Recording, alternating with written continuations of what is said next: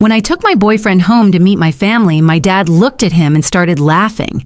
Then he said, "That's who you picked?" I felt my heart drop. But my boyfriend just smiled, handed my dad a card, and calmly said, "You owe me $60,000. My dad's face turned white. I grew up in a house where success was everything. My dad, John, owned a medium-sized manufacturing business and acted like he was the king of the world. He believed money solved all problems, and that respect could be bought. My mom, Linda, was softer. She would always try to keep the peace, but deep down she was scared of my dad's harsh words and quick judgments. As a kid, I learned quickly that my father's approval was the ultimate prize. If he didn't like what I wore, I changed. If he didn't like who I talked to, I stopped. I became the perfect daughter on the outside, but inside I felt like I was wearing a mask I could never take off. In school, I was the quiet overachiever, straight A's, captain of the debate team, always polite and respectful. But every medal and every award didn't bring me closer to my dad. Instead of praise, he'd say, "Well, let's see if you can do better next time." Every victory felt small because it didn't impress him. My mom would clap and hug me, but her joy always had a shadow, as if she knew my heart was still heavy. I carried this weight into adulthood, always wondering if I would ever be good enough for him. Then I met Ryan. I still remember the day we met at a local entrepreneur meetup. He was so different from every guy I had known. He didn't brag about his job or try to show off his watch or car. He asked about my favorite books, my dreams and my fears. He actually listened when I spoke, not just waiting for his turn to talk. We spent hours walking through farmers markets, cooking together at home, and dreaming about starting a small cafe one day. For the first time in my life, I felt seen and heard. When I told my mom about Ryan, she looked hopeful but nervous. "Do you think your dad will accept him?" she asked quietly. I laughed it off at first, saying, "Maybe he'll surprise us." But deep down, I knew my dad would judge him harshly. Ryan didn't have the fancy clothes or the big car that my dad valued so much. He didn't work at some high-profile firm. He was a private investor, and he liked to keep things quiet. That alone would make my dad suspicious. Still, I wanted them to meet. I believed that if my dad saw how genuine and kind Ryan was, he might finally respect a choice I made for myself. We planned a dinner at my parents' house. I could feel the anxiety building in my stomach days before. I carefully picked out Ryan's outfit, making sure it looked neat but not flashy. I reminded him about my dad's personality, warning him that he might be cold or sarcastic. Ryan just smiled and squeezed my hand. "Don't worry," he said. "I can handle it." The night of the dinner, everything felt tense. My dad greeted Ryan with a cold handshake and a fake smile. He immediately started asking him about his job, how much he made, and if he had any real plans for the future. Ryan answered politely but kept his calm, never matching my dad's harsh tone. My mom tried to change the subject, asking me about work and my recent art classes, but my dad kept bringing the focus back to Ryan. Every time he made a joke at Ryan's expense, the guests laughed nervously. I sat there, trying to hide how embarrassed and hurt I felt. As the dinner went on, I watched Ryan closely. He wasn't shrinking or getting angry. He simply sat, listened, and observed. At one point, he even offered to help my mom clear the table, something my dad would never think of doing. I noticed my mom's eyes soften when she saw that small act of kindness, but my dad just scoffed, muttering something about real men not playing servant. In that moment, I felt torn. Part of me wanted to grab Ryan's hand and run out the door. Another part of me hoped my dad would stop, realize what he was doing, and finally act like a supportive father.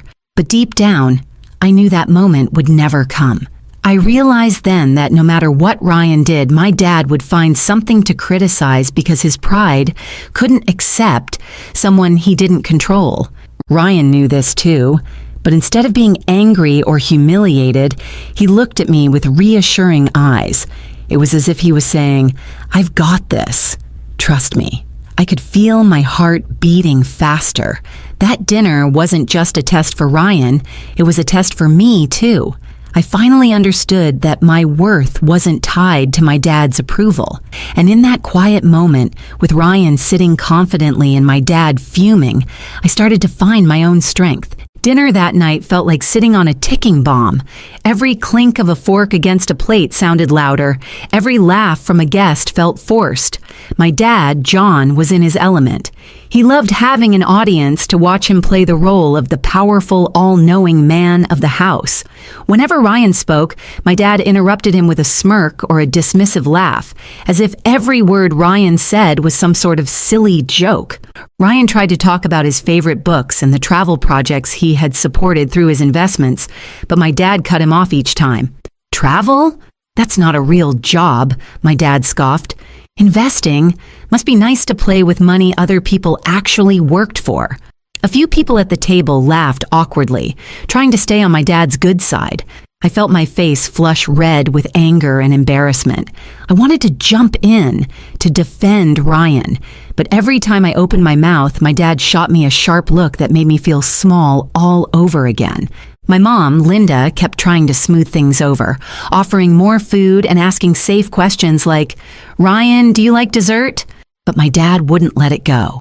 He leaned back in his chair, swirling his wine, and looked Ryan up and down like he was a child playing dress-up. "Emily, you always aimed high in school. You always had the best grades, and this is the man you choose," he said loudly enough for everyone to hear. The words felt like knives. Ryan simply smiled, nodding politely. There was a strength in that smile that I didn't fully understand yet. I was shaking so badly I could barely hold my fork. I felt trapped, like I was back in high school after a bad test result, standing in front of my dad as he lectured me for hours. My dad thrived on control and humiliation. He always believed that making someone feel small was the only way to stay on top. Then came the moment that pushed everything over the edge. My dad set his glass down with a loud thud and leaned forward, pointing his finger straight at Ryan. "I knew you'd pick someone weak, someone who would let you feel big, since you always needed that. But guess what? You're making a mistake, Emily. Real men build empires. They don't play house with girls." It felt like the whole table took a collective breath. Even my mom froze, her eyes wide and teary. I felt my stomach drop. In that split second, I wondered if Ryan would finally lose his cool. Maybe he'd stand up and yell, maybe he'd walk out and never look back. Part of me almost wanted that. I didn't want him to endure this cruel show anymore. But Ryan didn't get angry. Instead, he sat up straighter, his face calm and almost peaceful. He looked at my dad with an expression that was impossible to read, like he had been waiting for this moment all along. He reached into his pocket slowly, as if he had done this 1,000 times before. The room fell completely silent.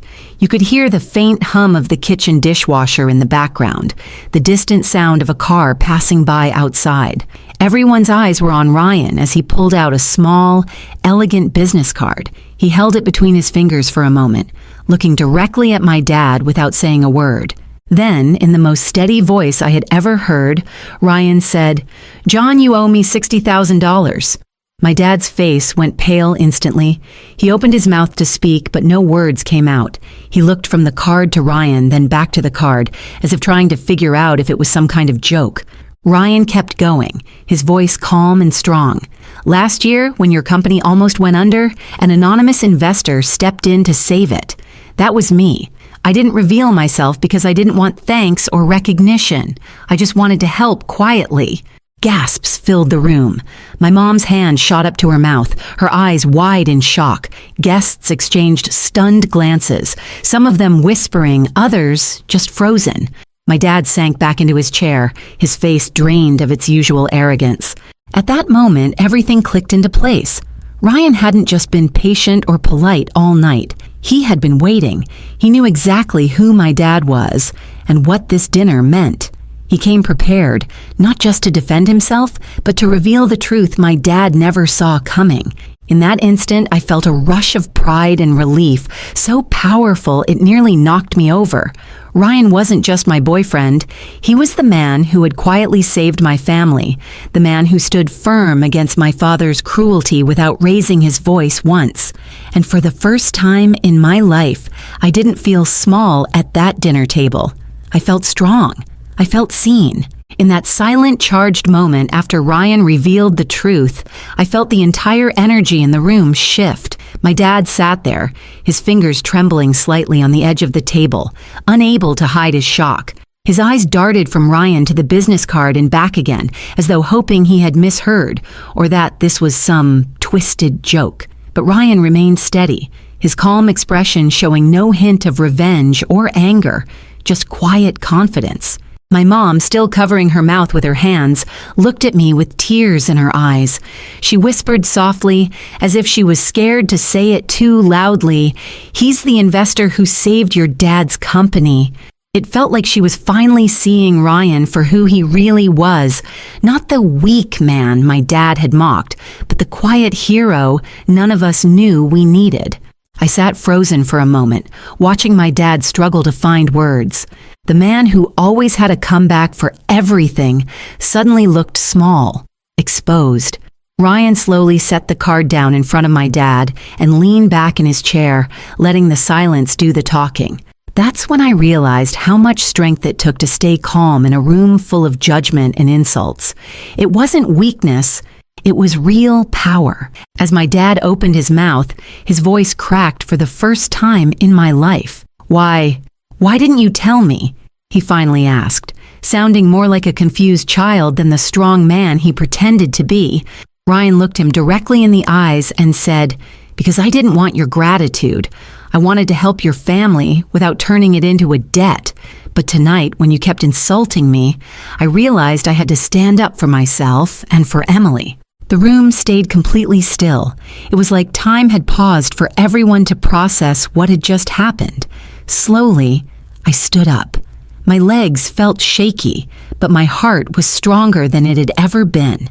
I stepped beside Ryan and looked down at my dad. I chose him because he respects people, even when they don't respect him, because he helped us when he didn't have to, and he never asked for anything in return, I said. My voice didn't shake this time. My dad lowered his eyes, unable to look at me. I could see the fight drain out of him.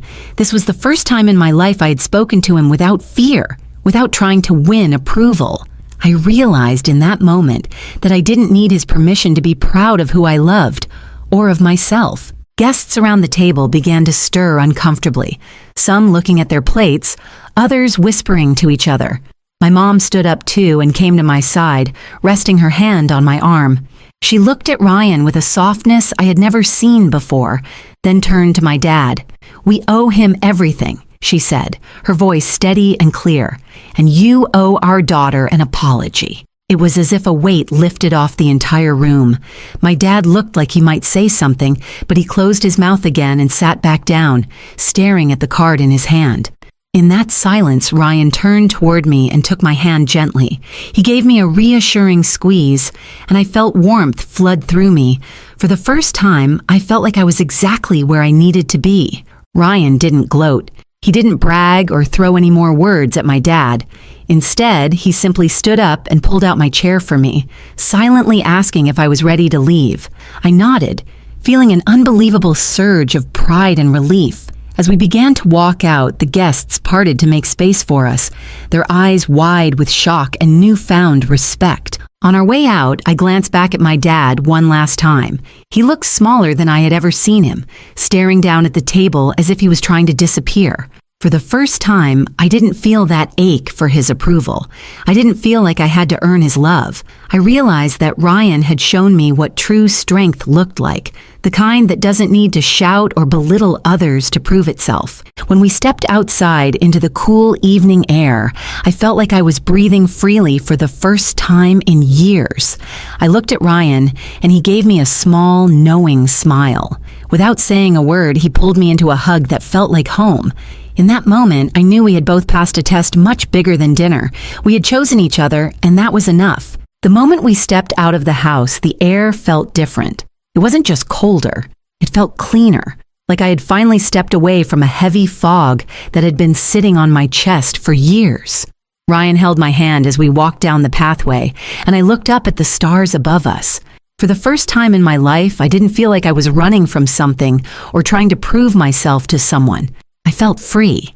As we reached the car, I turned to look at Ryan. There was a soft glow in his eyes, a calm strength that made me feel safe. He opened the car door for me, and before I stepped inside, I just stood there staring at him. "Thank you," I whispered. He looked surprised. "For what?" he asked. I took a deep breath. "For seeing me, for protecting me, for standing up when I couldn't." My voice shook a little, but I meant every word. Ryan smiled and brushed a piece of hair from my face. "I didn't do it to prove anything," he said. "I did it because you deserve better. You always have." Those words landed deeper than anything my father had ever said to me. In that moment, I realized how long I had been searching for approval from someone who was never going to give it. My entire life, I thought I had to earn love, that I had to be perfect to be worthy. Ryan showed me that I was already enough, exactly as I was. We drove in silence for a few minutes, the kind of silence that feels peaceful, not awkward. My mind replayed the scene at dinner over and over. My dad's pale face, my mom's teary eyes, Ryan standing calm and strong.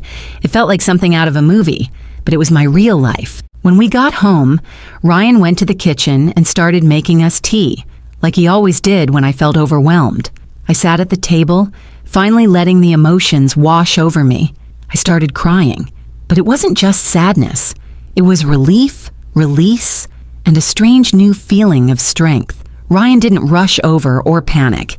He just handed me a warm mug, sat next to me, and held my hand in silence. After I calmed down, he said softly, "I know tonight was hard, but I hope you see now that you don't need to carry his expectations anymore." I nodded, wiping my tears. "I do," I said. "I think for the first time, I really do." A few minutes later, my phone buzzed. It was a message from my mom. "I'm proud of you. I'm sorry it took me so long to say that. Please come see me tomorrow." I read the message out loud to Ryan, and he squeezed my hand again. My mom's words felt like a tiny light in a dark hallway. Maybe she had finally realized that love didn't mean controlling someone or making them feel small. Maybe she was ready to stand beside me now instead of behind my dad. That night, I looked around our small apartment and felt a deep sense of gratitude. There were no marble floors or crystal chandeliers like my parents' house, but there was warmth and safety. There were no harsh words, no judgment, no impossible standards. Just two people who had chosen each other honestly. Lying in bed, I turned to Ryan and asked, "Do you think he'll ever truly accept us?" Ryan thought for a moment before answering. "Maybe he will, maybe he won't. But that doesn't have to define us. We don't need his acceptance to be happy." I listened to his words, and for the first time, I truly believed them. I realized that the dinner wasn't just a showdown between Ryan and my dad. It was a turning point for me, a moment where I chose my own happiness over my father's approval, where I learned that love isn't something you earn by being perfect. It's something you build together with trust, respect, and kindness. The next morning, I woke up feeling lighter.